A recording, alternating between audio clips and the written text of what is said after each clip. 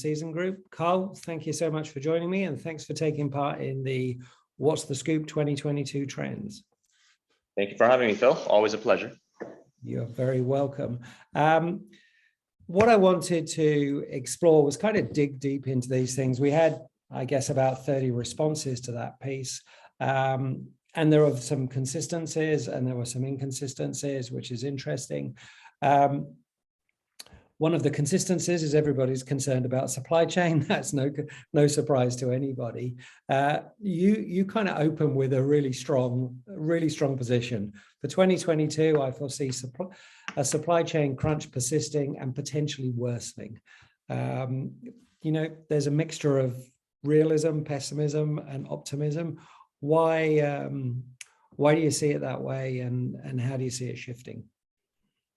Yeah, I think the trend in 2021, if you look at a lot of the EMS performances, a lot of companies have been able to deliver goods to the OEM customers for sure, but a lot of it is based on the fact that just spend the premium, buy parts on spot buy. And what we've seen so far is you're still able to do it, but it's a lot harder, and the prices have increased. So generally what that means is last year, a lot of people were selling old inventory, excess and obsolete inventory, so you can still get by. But now the availability of those parts are less and less. And so when that happens, probably it's going to be a lot tougher to fill in the last clear to build kits than it was before. Any sort of money right now might not solve the issue. Like we've got several 2-cent parts selling for $200 US. So it's the pricing has gone quite astronomical right now. Yeah, and it's almost like they're ransom parts, aren't they? Because without that one single part, you can't ship a car or you can't deliver something quite substantial. I kind of look at the supply chain issues in two different areas. One is the component side of it, and the other is the logistics and freight side of it. It's like we've got this perfect storm of two major problems occurring at the same time.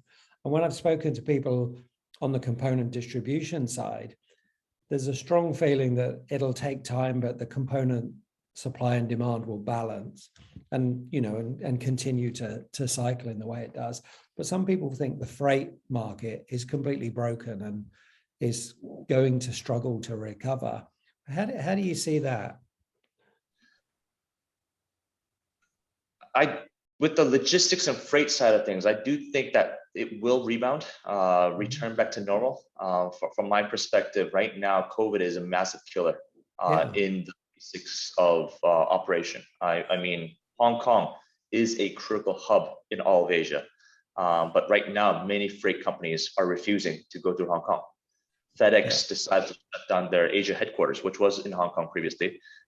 It was supposed to be a temporary shutdown. Now it's permanent because of the quarantine requirements that we have on incoming freight companies, airplanes, and also the boat companies as well too. So I think as long as there is quarantine requirements, it's going to add complexity to the entire supply chain. But once that's removed, I know a lot of companies had a lot of back-ordered airplanes.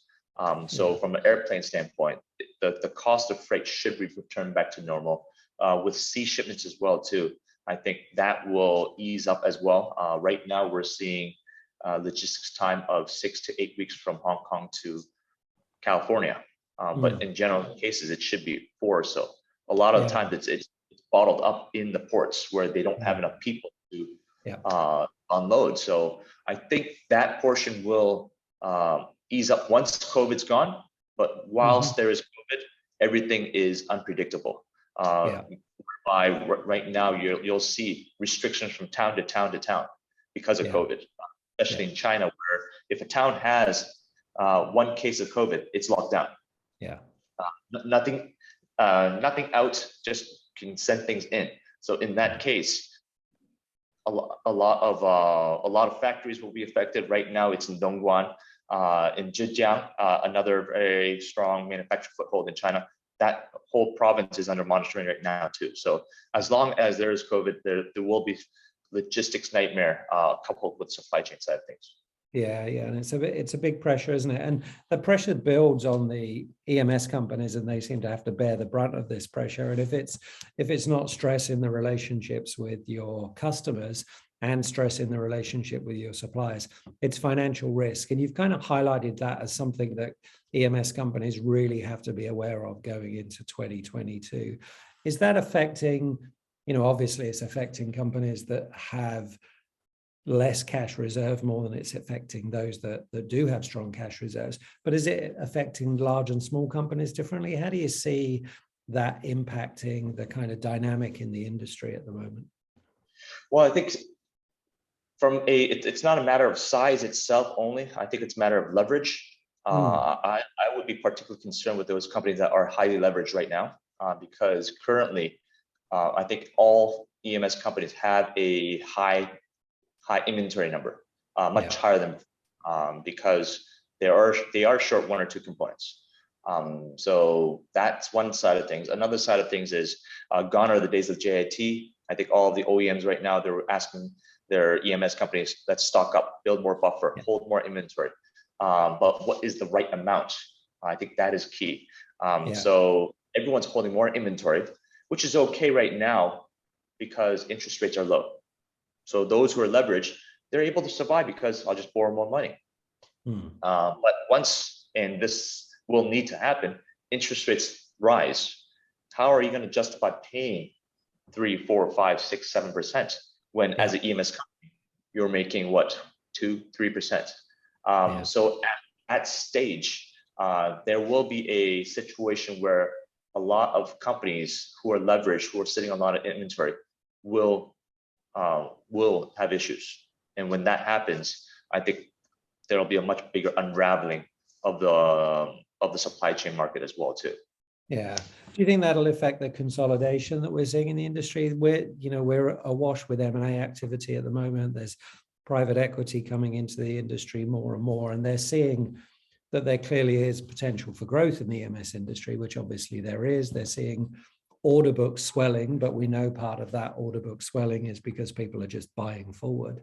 Do you think as a result of the cash pressure on some companies and less on others that we're going to see more M&A activity? There will be more M&A activity, but it's more from a rescue side of things, it's turnaround side of things. And would that necessarily be a private equity acquisition, or would it be a EMS buying out another EMS? I would reckon it's more strategic EMS companies buying out another one. And being opportunist. Yeah, exactly. Yeah, and there are some specialist companies that do that kind of thing, aren't they? Those kind of carve-out companies and so forth.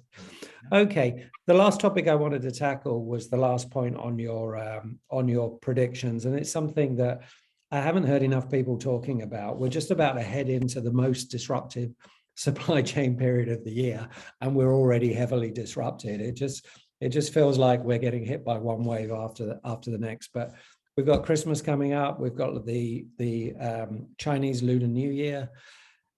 What should companies be doing, or what should have companies done? And is it too late to get their ducks in a row for Chinese New Year? Yeah, Chinese New Year is a very, very big issue this year, because it's not just Chinese New Year's. You've got Chinese New Year's plus Omicron COVID plus Beijing Olympics all at the same time. So all that combined, is there anything you can do right now? Order. If there's a spot buy it now. If there's if there is a container that you need to buy, or a lesser container load, put it on the boat, get it out. Because there will be restrictions in the entire supply chain side of things. Most provinces around China, they've already started taking breaks. Factories have been told to stop producing near Beijing, I meant. Because of COVID, because of the Olympics. The pollutant companies, essentially, they can't produce right now because they need to make sure that the environment is up to standard. So they're not operating from now until Chinese New Year's. So in that case, all that area is not running. So you really can't expect much deliveries from that side of the region. But then you've got the COVID situation, which kind of helps with the New Year's as well too, because with COVID, the government doesn't want it to be spread. So what's happening is they're asking companies to encourage workers to stay behind. So there will be more people staying in the factories during Chinese New Year as well too. But this is already I'm trying to count the second year or the third year of COVID. I think it's the second Chinese. Well, second, it'll be the third COVID Chinese New Year. We were pretty much into it in 20. Yeah, so it'll be our third year living with COVID Chinese New Year. And so many people haven't gone home. They didn't go home last year. If you ask them not to go home again this year, it's tough, right? Our workers in China are migrant workers. They see their family once a year only. And if they don't see them now, they don't really have another chance. So in that case, many of them will still say they'll go off and they go home. They don't care about any sort of incentives or not. And so it is a concern for sure. Because right now the workforce has changed quite a lot in the past 3 years. Previously, people were all searching for long-term roles, right? They want to find a job that consistently pays high with increases, but with the same company. That is the ideal. They'll jump around if there's a 5-10% difference. But right now, no one wants a long-term job. They all want flexibility. They all want to give the ability to resign on the day. So they're all signing temporary contracts right now. Quality is a massive concern when you have so many temporary workers. So we're seeing a lot of companies in China investing in automation, investing in the Industry 4.0 because they want to ensure the quality of products and to have less effect, have labor as a less of effect. Yeah, and interestingly, Carl, you've hit the other big shortage of 2022 on the head. I think it's a year of shortages, but I think it's a talent shortage is going to be just as big as component shortages we get further through the year. In the US, Canada, we're seeing huge numbers of resignations from people that are just burnt out by the whole process. We're seeing companies poach other companies' staff, paying them 10, 15, 20% more to do the same job. But we've got risk of inflation as a result of that. So we're in for a year of more and more disruption. Is it because of the salary increase that there's inflation, or is it because of the supply chain issue that there's inflation? So the fact that the wage is going up, it matches, right? Because I feel bad for a lot of the people where our prices are going up, so our customer prices need to go up, and then so obviously the workers' prices, the salaries need to go up. Well, that's well, that's the nature of the economy and the nature of inflation, isn't it? They're all going to impact each other. So that's going to be another interesting challenge as we get into 2022. Let's end on a positive note. It's been a good year for Season Group. It's you've pushed through, you've been successful, you thrived through these challenging times. You're looking forward to doing the same in 2022. Definitely. I think 2022 is going to be another challenging year. I think from our colleagues' standpoint, they've done a great job of not reacting, but being proactive. We're encouraging that as well, to reaching out to customers, talking to them more. I think one of the things with COVID, we've all relied too much on more and more on emails. Even though it's more about picking up the phone, doing more of what we're doing now, talking to our customers, to opening the video conference feature and not hiding behind the camera. Because we missed that. We haven't had any customers visit many of our factories, and when you don't have that physicality, it becomes a transactional relationship, and that's something that we're trying to push beyond. We need to have it into a trust-based relationship more and more, and you can only do that face to face. So we're looking forward to being customers more. And being more collaborative and kind of working together. That's the only way you get through these kind of crises. Carl, thanks for talking to me. Thanks for contributing again, and all the best for the new year. We'll catch you. Happy holidays.